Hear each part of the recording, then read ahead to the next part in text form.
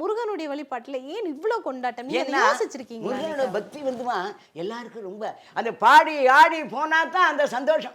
எவ்வளவோ அபிஷேகம் பண்ணுறோம், எவ்வளவோ பூ எடுத்து பண்ணுறோம், எது பண்ணாலும் இது வந்து அவளுக்கு பாடி ஆடிண்டு வேல் முருகா வேல் முருகா வேல் வேல் முருகா வேல் முருகா வேல் சொல்லுங்கோ சொல்லுங்கோன்னு எல்லாரையும் சொல்ல வச்சு அந்த சந்தோஷம் ஒரே ஜாலி.